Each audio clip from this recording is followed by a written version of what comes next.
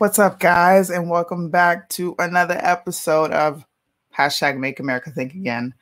I've got my buddy with me. We haven't done a show together in a minute, but I love doing shows with this guy. He's on Instagram. You've probably seen him on a couple of weird episodes we had with Cons Avengers. I got to bring you up on that note. What up? Welcome back. Glad to be here. What's up, man? Just living the dream, navigating an uncertain world, the Corona Club universe, I guess. Uncharted territory for us all. We're all trying to figure it out. Yeah, I think that's pretty accurate. Let's see where people are checking in from. I'll let everybody hop in here before we get into our commentary. Listen, we're talking about the definition of thinking. I don't know if anybody's ever thought about that. Russo actually gave me the idea. So shout out to Russo. Hell yeah. Like, what do I talk about? What do I talk about? That's not good. Never a good premise for a thinking. It's not. It's so hard. It's just like, listen, I know people aren't thinking, and they know they aren't thinking, but how do I get them to see that they're not thinking? That's like the spot we're all in right now. The struggle, yeah. Well, my initial thought hearing that is I agree that a lot of people aren't thinking. I think that it's a task. It's work, really. And I think that it kind of has to be part of your life in the same way that like exercising. Like I equate a lot of things to exercising because it's like, it's good. You're supposed to do it. It makes you feel better after you do it. It empowers you in more ways than one. It preserves your most valuable asset that you sometimes often forget its importance, which is your health.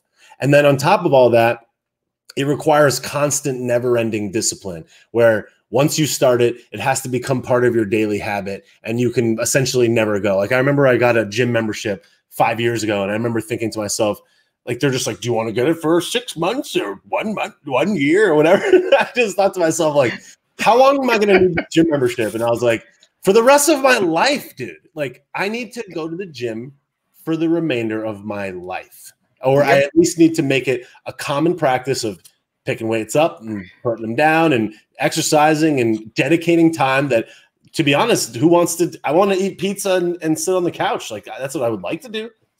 Facts. So, without the cheese. Yeah. So the gym is one of those things where it's like, it requires discipline of mind, dedication of time, and this very real understanding that if not for this, it would be to my own peril. Maybe not today, maybe not a month from now, but certainly 3 months, 9 months, 1 year, 5 year, 10 year, 25 year, 30 year from now, should I be so gifted to do that. So I look at thinking and critical thinking as like exercising. It's like, it has to be part of your daily mindset where it's just like, I have to do this. There is no option. Otherwise it's like, I'm getting fatter, I'm getting less healthy. My ability to navigate my way through the next Corona clap or whatever is going to be jeopardized. And it has to be part of my daily routine and never ending. Like, how do I analyze what I'm talking about, analyze what's coming at me, processing it, and then figuring out if it's BS or not? Facts. I mean, that's like the basics of just critical thinking. I'm trying. Here's the thing. I'll have to use an example of now. So we had the Grammys the other night. Great. We had the Grammys the other night. Now I didn't watch it. Same. I haven't watched the Grammys in a long. I probably have never watched the full Grammys presentation. I don't think I ever have. Who's out there doing that? Apparently a lot of people. Who knows? Yeah. But I'm looking at clips and I'm like, whoa, this happened on live TV and it's okay. So I put up a post and I'm like, I said, Black women, and this is what they say, stop sexualizing us. And then there's a photo of Doja Cat. Now I can't show it because it's pretty racy.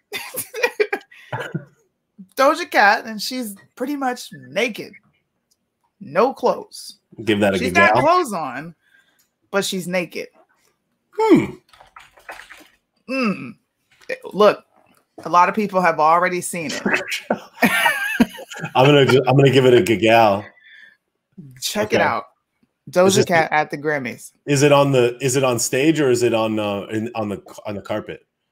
I think she did both, if I'm not mistaken. Pretty sure she presented something. I'm seeing this feathery thing with a green with like a green feather, and it's just like, these are my tits. These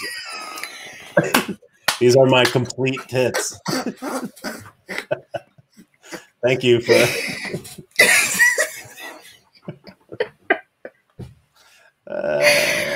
okay. So I said, is it a strip show now? Like, do we have strip shows for the general public? You know, we don't got to present ID.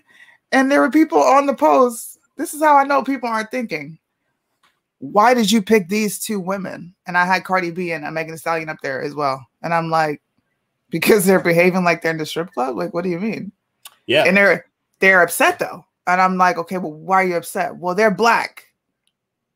And then it's like all thinking goes out the window. I don't care if they're black though. Like, I don't.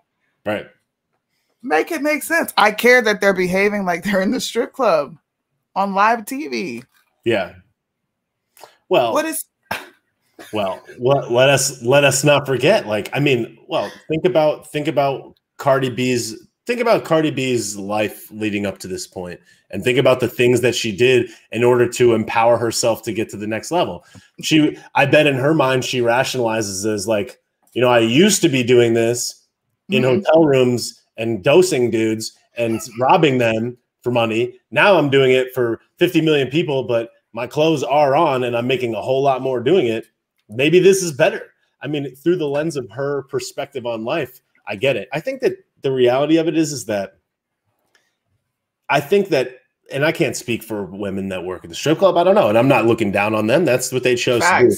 But what I would deduce is that if you go into the strip club and you wear a shirt that's red or a shirt that's pink or a bra that's this way or that way, you probably learn after about 20 days which bra gets you the most money, which outfit gets you the most money, which makeup gets you the most money, which night gets you the most money, which tone of voice, which name you use for yourself. I'm Destiny, I'm Succulent, I'm whatever. That'd be a weird name. But like, you would understand which one of those gets you more of a financial return. I would wager that they understand, and they've made it very clear, at least Cardi B has, like, I'm here for the paper. Like, I don't care about anybody. I'm here for paper. So she looks at it like, if I just completely go nuts, everyone's going to talk about it and my stock's going to go up. And she's just purely cash. She doesn't care about little girl. She doesn't care about her own little girl. She just cares about getting paper. And I think that in and of itself, it is kind of like the answer for all things, because the Grammys certainly like that, because that means more people watch the Grammys. Right, ratings. Yeah, the TV stations certainly like that. All of the magazines that they all own and are in conjunction with like that, because it's more people's eyeballs knowing that it happened. It's like, I would wager that like every single thing can be summarized by purely that, and that's why it happens. It is, and it's actually, that brings up another point, that a lot of brain activity, and this is not even to be funny, this is like real. A lot of brain activity just like has ceased to exist. A lot of people are in a straight up drone. This is what I see when I look at people. Like when people come to my comment section or they have something to say on Instagram and it's a robotic response. I know where you got it from. I know why you're applying it to this situation. So I know how to meet you at every end, and you haven't clued in that I'm beating you at your own game. You're not thinking. You can't. You can't. When this type of stuff is okay. Now look, Cardi B can do whatever she wants. She can make whatever kind of music she wants, bro. But you can't get mad when other public figures decide to speak on you and what's on TV. Like, you can't. Yeah. Yo, do you, bro? Yeah. Don't get mad when I talk about it. Yeah, right. No, that's right. I think it's a lot of low IQ thinking, or a lot of like non-depth of thinking in the first place, especially because when you consider how probably haphazardly people just fire off social media comments. They're like taking a dump at work and they're just like, why are you talking about Cardi B? Yep. I heard the funniest shit this morning. Oh my God, I died.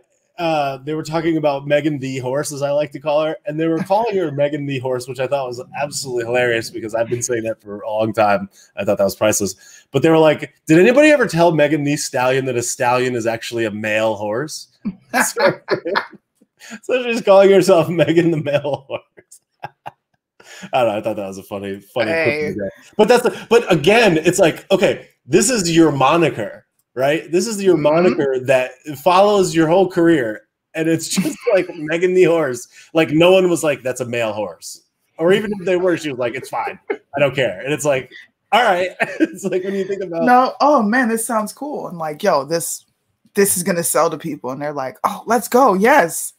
And I don't think they realize how ridiculous they look. Or maybe they do, and they just don't care because they're like, I'm being paid for it. I think that that's the other thing too. Like I remember back in the day when I would watch rap videos, and I would be like, this is fucking funny. You know, like these rappers are like laughing at us. They're like, yo, I could just see them all talking about it. They're like, yo, I went out to I leased the Lamborghini for the day. It was $500. I got like the biggest thought from the corner to come down and just shake her ass. I gave her $200. And like, there's this video of me just being like, and like, they're just getting paid. Like I can just see them just laughing. They have a grill. Like they're just laughing at our face. They're like, this is hilarious. I can't believe people are paying me for this. So I would wager that's a little bit of a combination of both. And like Cardi B and Megan the Horse, like they're just like, they're like, this is priceless. Like I made $5 million. Like I don't even give a shit. And then like depending on how you measure the value of your life and its impact on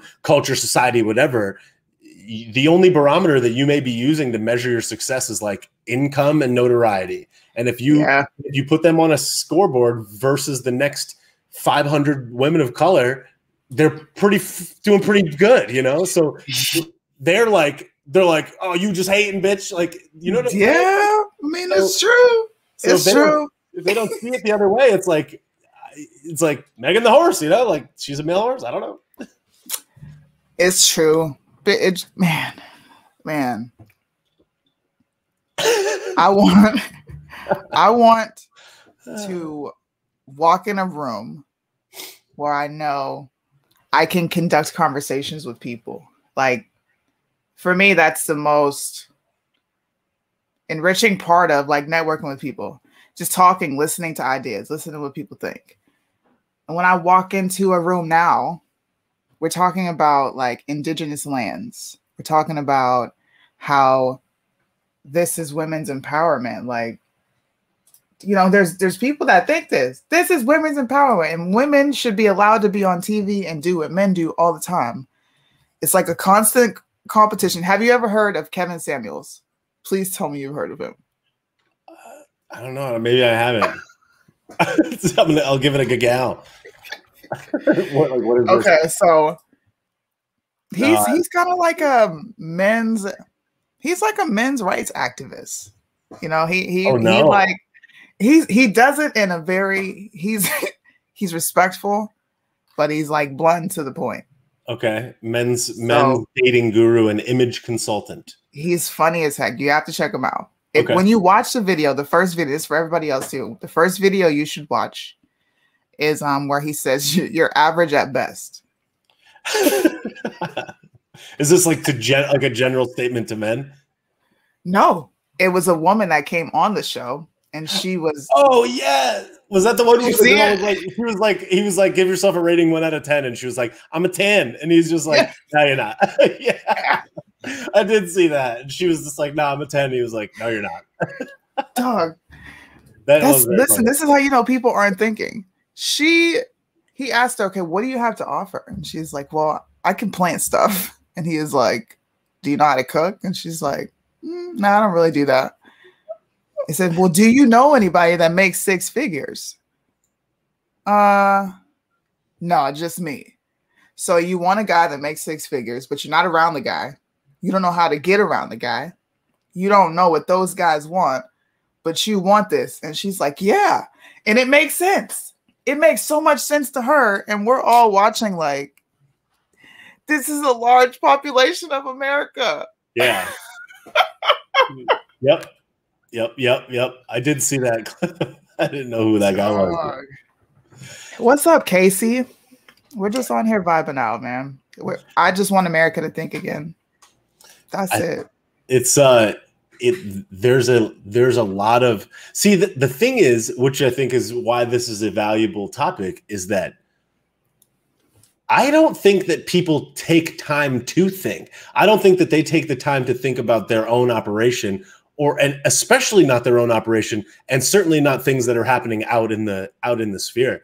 It's like if they're not taking the time to think about why they don't know how to cook at age whatever, like someone that's looking for a man like that, it's like, I remember when I first moved out of my place, I called my mom after a couple weeks, and I was like, wait, what do I cook? Like, what am I doing? I don't understand. Like, what do people do? She's like, go to the store and buy pasta and buy some jars of sauce and like put it in the shelf. And I was like, oh, all right. And like, so I bought, like, I swear to God, and like, I made myself out to be a fairly intelligent person. I was a college student, and I'm like, pasta and sauce, like, that's inexpensive. Then you eat pasta and sauce a bunch of times, and you're like, yo, I'm loading up on carbs. Like, I probably shouldn't be eating so much pasta. I guess I got to figure out what to do with like vegetables and fruits and such. So then you just like learn your way through it by being like, first, I need to figure out how to make food.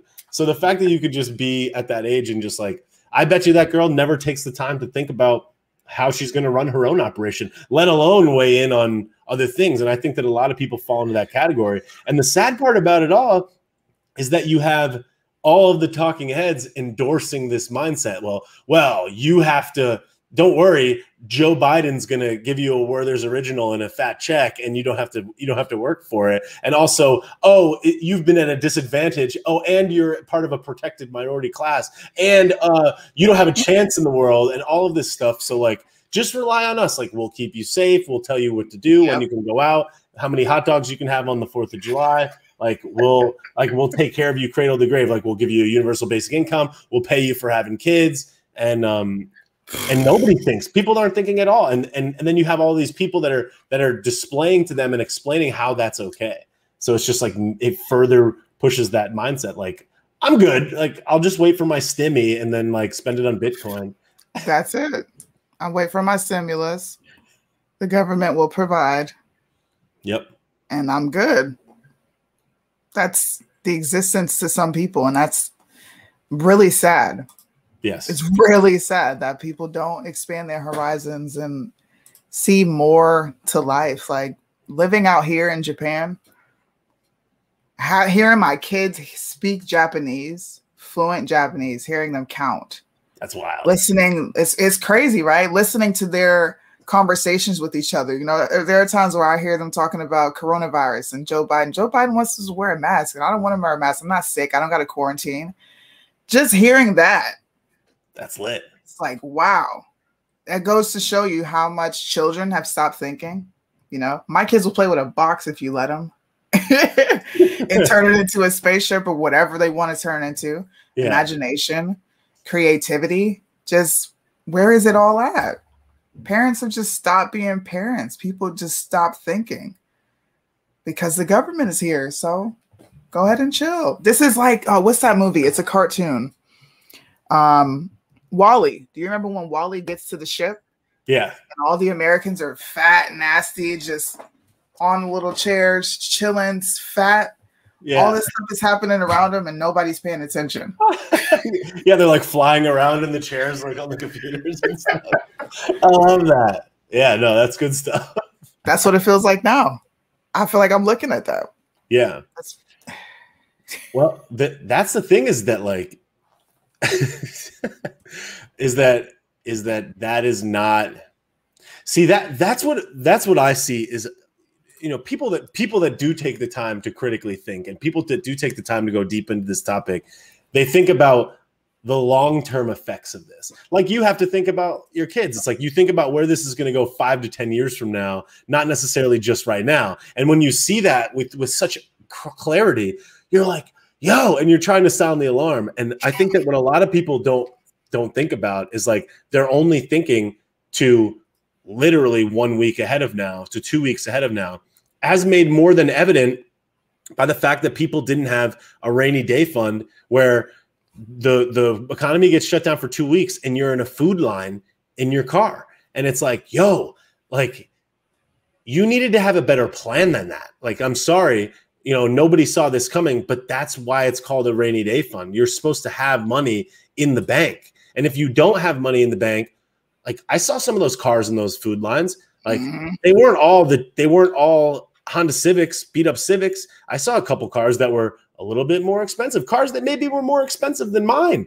And they're in this line. And I'm like, first of all, how'd you buy that car? Did you take a really expensive lease on that car? Like, do you even need a car? Could you use the bus to go to work? Like, if you have no job, maybe sell the car? I don't know. I'm just saying, it's like, if you're going to get food, but you're buying gas, it's like, I don't know, maybe you should have ridden your bike there. I don't know. It's just like, these are the types of things where I think about, where it's like, I think a lot of people make themselves out to be a victim when a lot of this stuff is a lot of their own personal decisions in a lot of ways. You just said it. Accountability.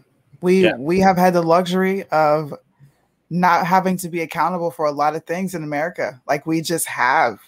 I'm telling you, being outside of America and looking at different cultures, we are the most privileged people on this planet, like on the planet. And we whine about the most trivial things.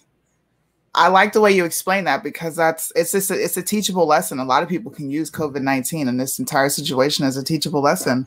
Prepare yourself, right? Because hyperinflation is coming. You got that stimulus. You got that for $1,400 for each one of your kids, and that's a lot of people probably getting close to $20K. Now, when that runs out, and you've been chilling, sitting back, not worrying about nothing, you're going to be waiting for the government to come back and provide for you again. I would love to see how many people save, possibly invest, and do something constructive and smart with their money. I can guarantee you that we're going to have a recession. We are, and I think it'll be worse than the one we experienced under Obama. And this will be the teachable moment. I want to see what people do.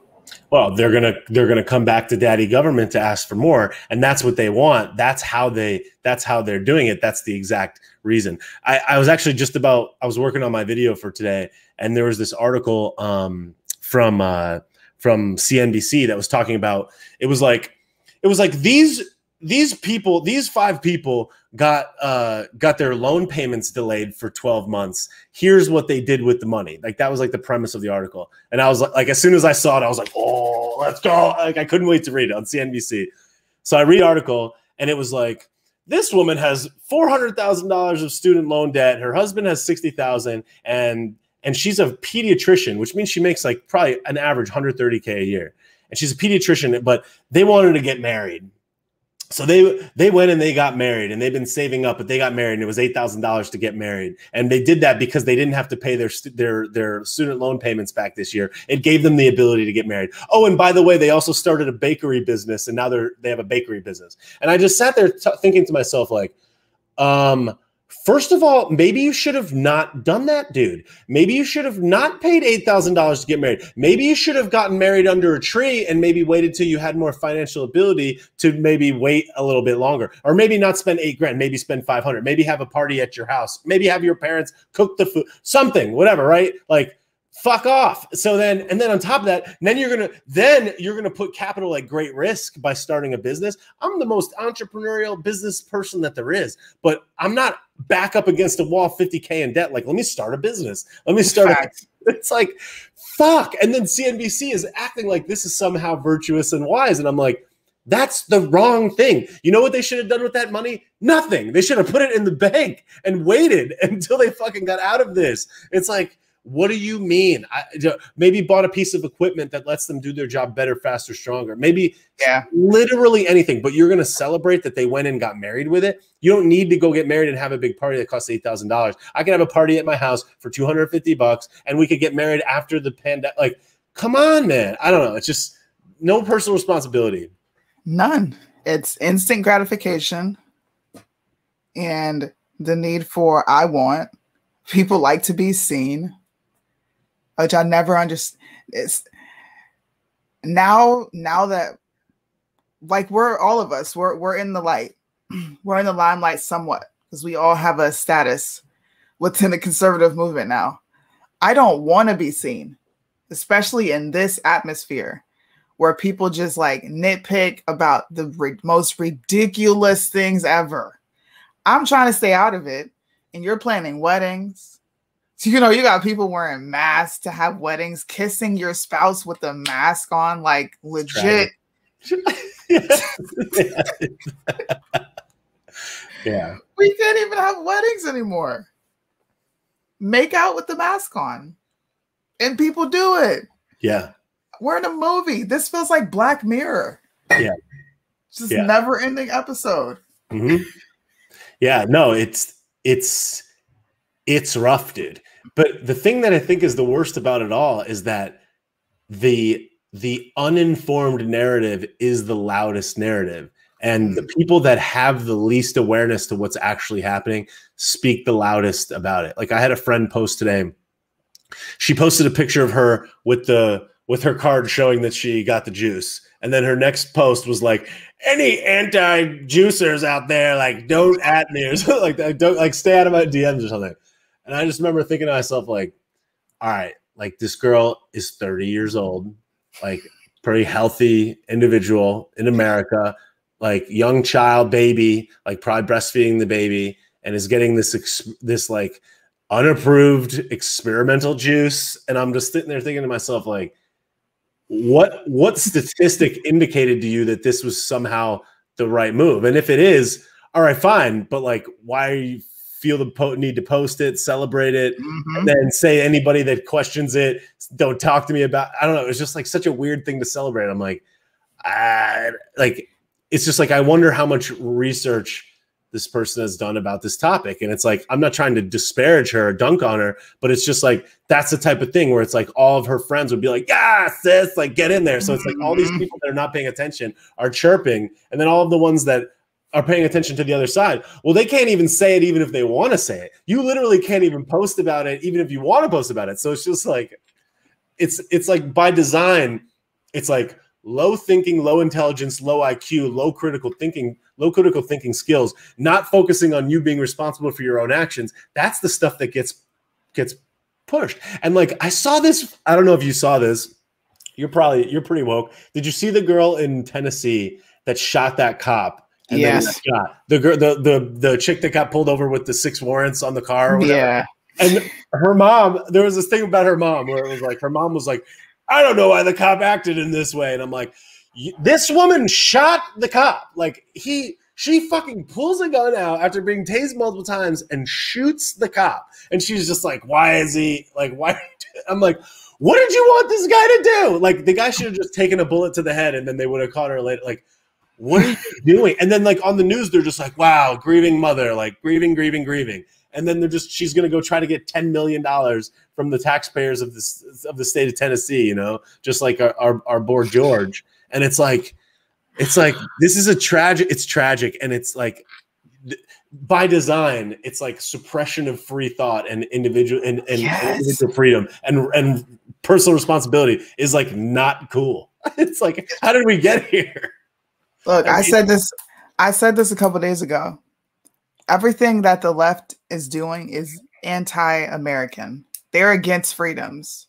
They want hive mind thinking. They want you not in fact, they don't even want thinking, because people, the constituents, the voters, if you show any signs of intelligent life, they immediately get threatened. You're asking too many questions. You know, the other day I was watching live, what is her name? Her name is Katie. She goes around asking questions. I can't think of her show, but she's dope. She was asking people, what's the difference? How do you know the difference between a man and a woman? What makes a woman a woman? And she talked to a teacher or psychologist with a PhD, and she couldn't answer what makes a woman a woman. She said, well, whatever you want it to be. I'm a woman now as well. Can I say that I have a woman-owned business? Like I get a grant from the government? Look, baby daddies go to court and identify as a woman and tell them you're the mother and you need child support. And let's see how the government deals with that, because you're opening Pandora's box. Yeah, that's a good idea. I hope I'm not in that predicament anytime soon, but if I am, you better believe that's going to be my line of defense. Oh God, I you will go identify as a viral for birthing that. person. Yeah, I'm a birthing person. Oh, that would be good. Gosh. I'm telling you, people need to go do that. Kate Yeah, Bennett. Okay. that's really interesting. It's really interesting about the female-owned business. Like when you get asked, like there's some government grants and things that you can apply for. Like I have a friend that he's like 8% Cherokee or something. Like his dad's or his mother's grandfather, something like that. And he told me that he got like special grants and different like loan opportunities from the banks and stuff because he was I don't know if he used minority, but it was like native something owned business. And I mean, that's what you got to do. Like if it's there, do it.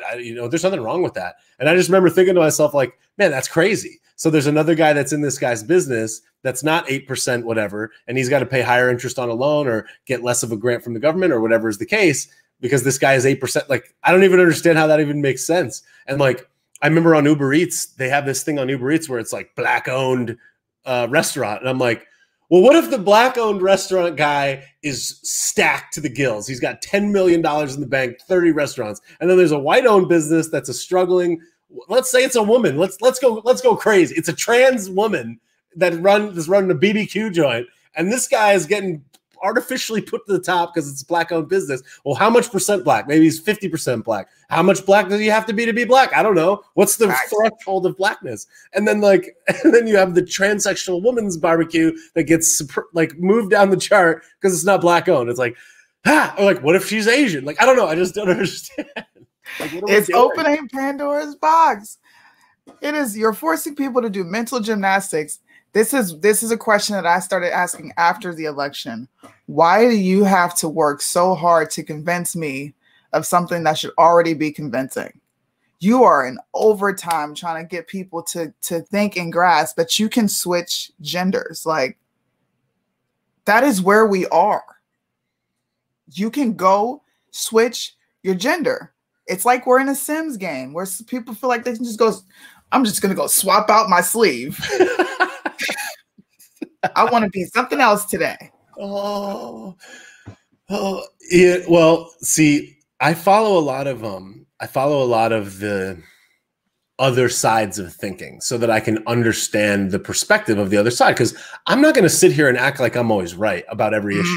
And like, I don't have a trans child, right? I don't have that experience, and some people do, right? And I can't speak on that. And in the same way that people are like, he's white, he can't talk about these things. Like, look, it's privilege, he can't.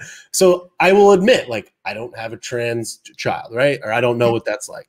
I watched this video that this account posted the other day where it was like, this guy was giving this sob story of why he should why they should not pass this law that prevents women from being in sport, transsexual women from being in women's sports, or transgender. I don't even know how to say it. Transgender women from whatever. And he was explaining how his son that became his daughter was like sad and was like never smiling and like couldn't be herself. And he wouldn't let her put on dresses and he wouldn't let her play with girls' toys and all this stuff that he wouldn't let her do to keep her out of whatever. Right. And that now she was going to transition, and now that he lets her wear dresses and lets her wear the long hair and lets her play with the toys and all this other stuff, that now she's the happiest child that can be. And I'm like, okay, I get that empathy, but like, what if you let her do the dresses from the start? What if you didn't suppress that? I mean, maybe would she have been happy then? I mean, so now, but what about all the girls that are at a factually biological disadvantage? Like, I feel bad for your daughter or your son or whatever. I feel bad for that. But does that mean that every single person ever now has to adjust because this one person or this very, very, very small group of people? Like, I get the point, but it's like, it's always this empathy, emotional pull as opposed to the practical nature of the differentiation. It's like, they always go to emotion. And like, I felt it. And I'm sitting here thinking to myself, like, shit, like, he makes a good point. Like, this kid's going to be sad. But then you think about the other side, like, think about the girl that just competed in track and field that just lost to this dude, this girl, whatever. Yeah. It's like, there's a good empathetic story on both sides, but you often find the left just reverting back to emotional cues as opposed to fact-based things, which is like, which is why people on the that generally lean towards the right are so frustrated because they don't want to fight fire with fire and be like, well, I have a sob story too. Like, here's the other sob story. Yeah. Because here's the thing. They're better at telling those. They're much better at being victims. They're much better at weaving the web of sadness and empathy. They love empathy. They are. Love that. Wow. Oh my gosh, David, I want to give you a round of applause. David is a troll, and your comment just flew by when I caught my eye. You said something that made sense. He's a Biden supporter, by the way. That's okay. Wow. I'm proud of you, bro. That's Transgenders good. should compete against each other. Thank you for saying that. The TNBA. They need it. They need it. Yeah. Tell me you wouldn't go to like a TNBA game. I would go. I don't know, man. Oh, come on. I might pull up with a mask and my hat on. I'll post up with you that way. You would watch. I mean, you'd have to watch. I don't know. I'm not trying to get a kick out of it, maybe. Well, I mean, let's be honest. Like it's fun seeing a dunk. Like I'm here for the dunks. Like I'm just saying. No, are they allowed to dunk? Well, we'll have to see what the rules are. I'm interested because we're gonna have one. It's not about allowed to dunk. I believe it's I think women would be dunking if they could dunk. Can they dunk? I mean, I don't think anyone's like no dunking allowed. Are they? I don't. Well, Lisa Leslie dunked one time. Okay, all right. A while ago. Then nobody's dunked ever since. I don't know why women don't dunk. Who knows? Nobody's dunked ever since. Well, see, I made a comment to a friend or somebody. I can't remember even who I was talking to about this topic, but I was like, if one team has a T on it, then how the hell are you going to compete if your team doesn't have a T? Like, everyone's going to need a T. I'm just saying, like, think about it. Like, I remember when I used to play basketball for my church league. We had a church. We play all the other churches.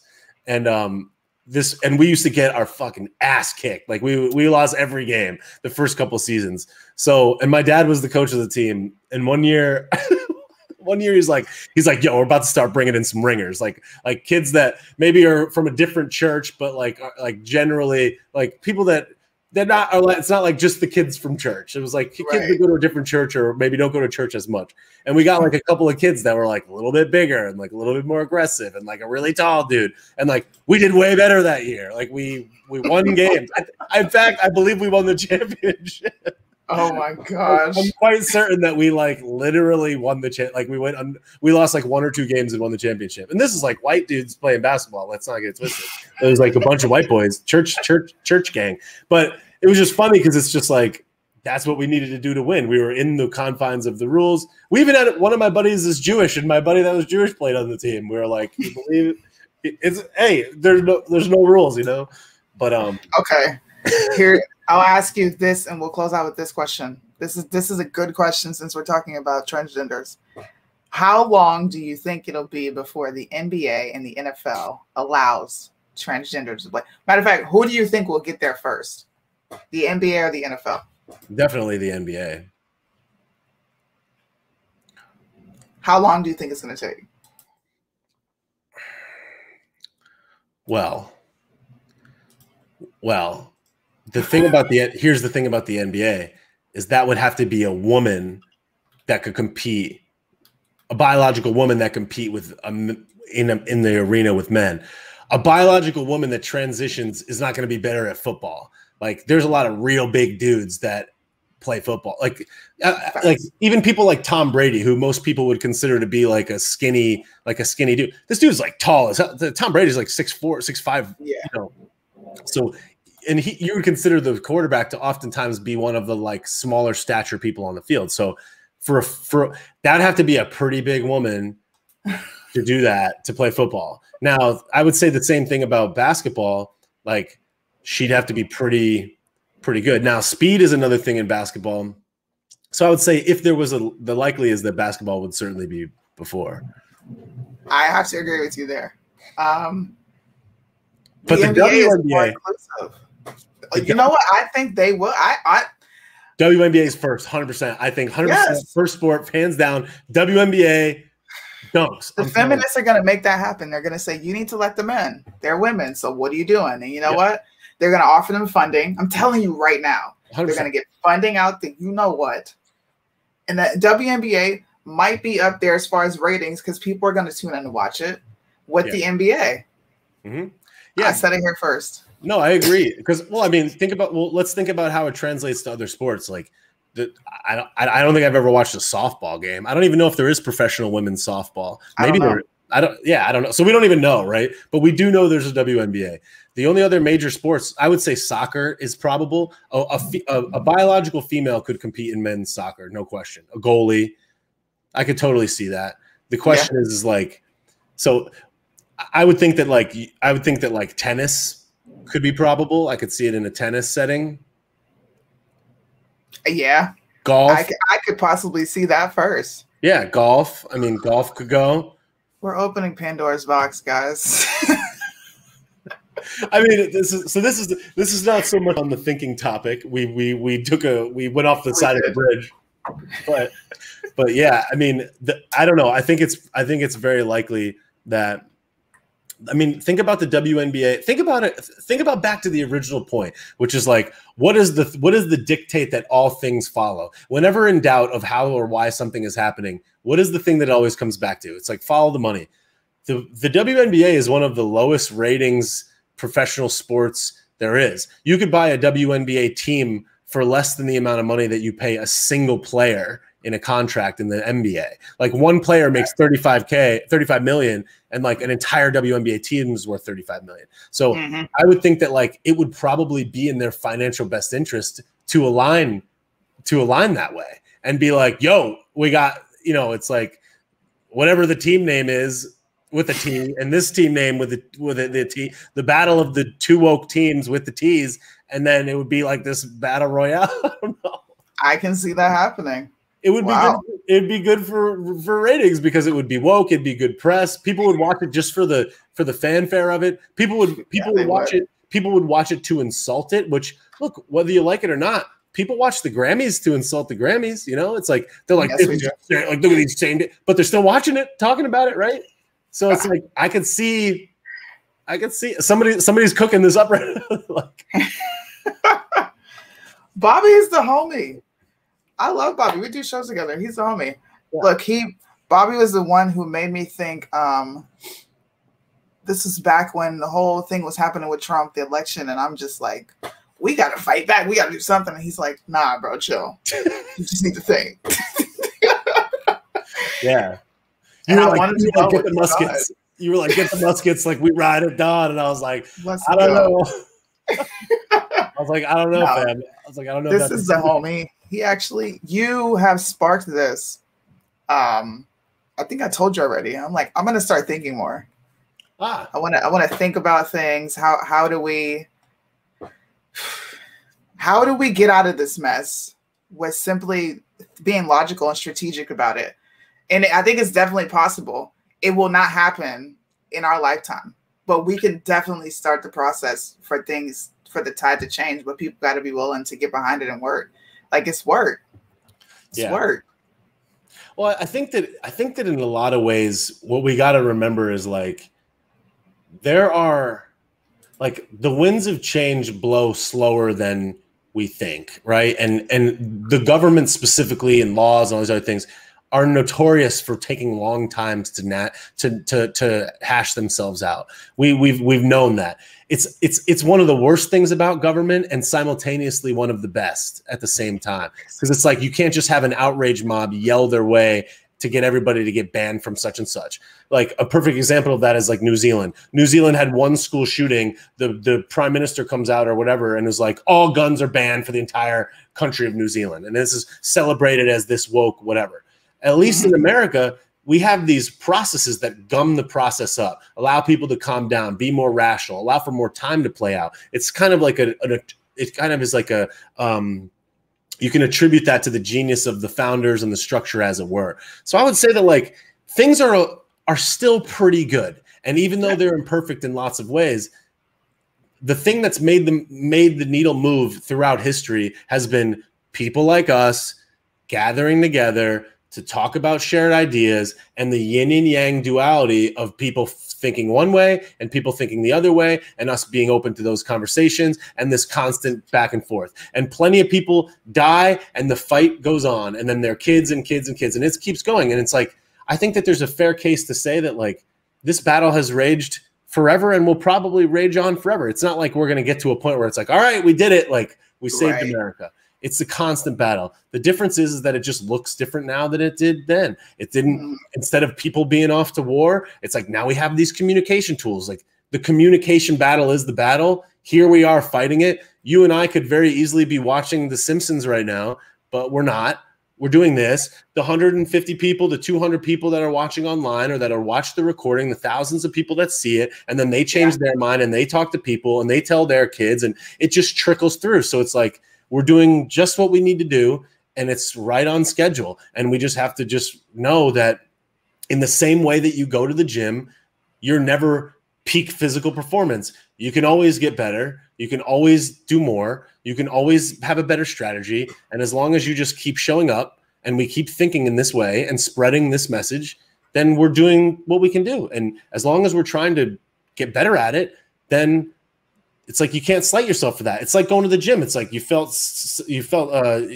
lazy today, but you still showed up. Maybe you didn't push as hard as you did last time, but you still showed up. Tomorrow you do better. The next day, maybe you have the pump of a lifetime. Maybe you burn 2,000 calories. Like, great job. Like, now how are you going to do that tomorrow? How are you going to make it so next week you go consistently or longer or work harder or whatever? Right. It's like, as long as we all have that mentality and we're promoting the idea that thinking self-responsibility and like literally taking time to think things through, then then everything is good. It's like, I think we're okay. And it's like, as easy as it is to be like, like the earth is trash, which I say all the time. It is, but it's like, that's part of the show. It's like, It is trash, but like, it's pretty great. It's also the greatest that it ever was.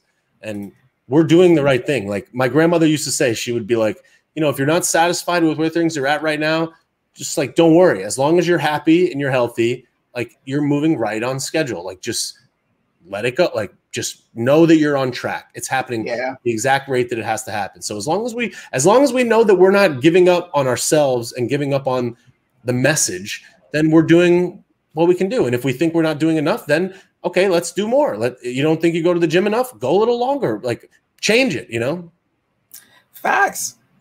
That you summed it up.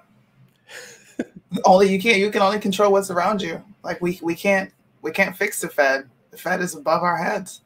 Right. We can fix state and local levels. We can learn our laws. We can learn the Constitution. You can get involved in your state and local level government, which would be way more beneficial to you and your children and where you are. Yep. And then work your way. Like I want to run for a representative position. I really do. I think we need more diversity, number one.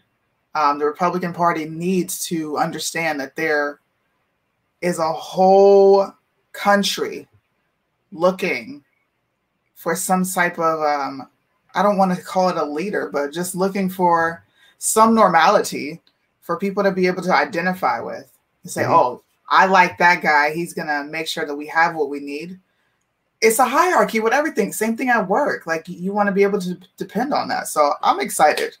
I'm excited for this movement. I'm excited for everything else. We're going to have you back. You already know you'll be back on the show. Yeah, no, you should be excited. The thing that I want, it's like what I would like for people to remember is that part of the beauty of all of these differing angles and opinions as it relates to this topic is that we all choose where to focus. In the same way that like some guy in town decided to be the best barber and some girl in town decided to be the best cook or the best CPA. And each of us have these own unique angles on the world. And we all tackle the thing that we are the most uniquely suited to do to the highest degree. And that's how we succeed in ways that we could have never anticipated, by lasering in on the place that we find that we have the greatest advantage to make the most influence. So I think that what's important to remember is that we all have this like untapped power. And I think that a lot of us get